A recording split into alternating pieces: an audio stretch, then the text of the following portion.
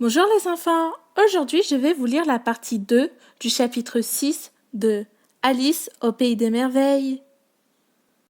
Si tu vas te changer en porc, dit Alice très sérieusement, je ne veux plus rien avoir à faire avec toi, fais-y bien attention.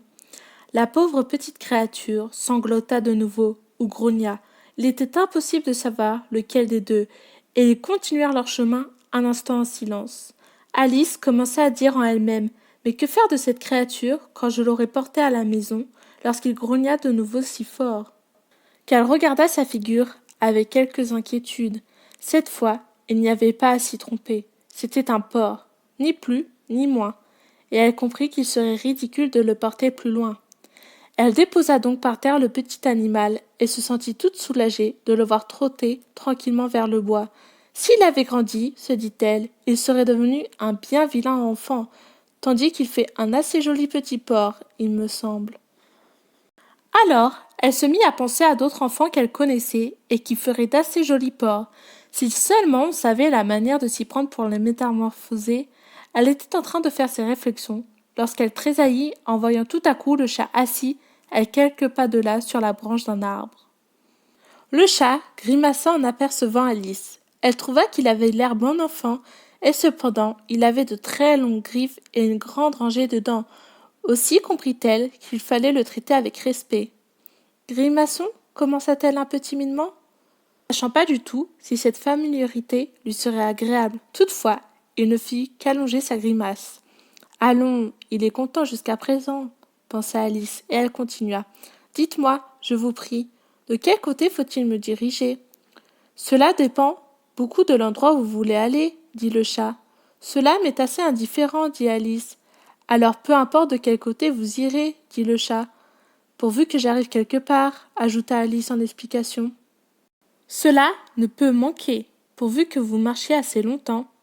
Alice comprit que cela était incontestable. Elle essaya donc une autre question. Quels sont les gens qui demeurent par ici? De ce côté-ci, dit le chat, décrivant un cercle avec sa patte droite, demeure un chapelier. De ce côté-là, faisant de même avec sa patte gauche, demeure un lièvre. Allez voir celui que vous voudrez, tous deux sont fous. Mais je ne veux pas fréquenter des fous, fit observer Alice. Vous ne pouvez pas vous en défendre. Tout le monde est fou ici. Je suis fou, vous êtes folle. Comment savez-vous que je suis folle, dit Alice. Vous devez l'être, dit le chat. Sans cela, vous ne seriez pas venue ici. Alice pensa que cela ne prouvait rien. Toutefois, elle continua. Et comment savez-vous que vous êtes fou? D'abord, dit le chat, un chien n'est pas fou. Vous convenez de cela?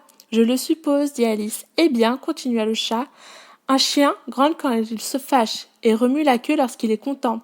Or moi, je grogne quand je suis content et je remue la queue quand je me fâche, donc je suis fou. J'appelle cela faire le rouet, et non pas grogner, dit Alice. Appelez cela comme vous voudrez, dit le chat.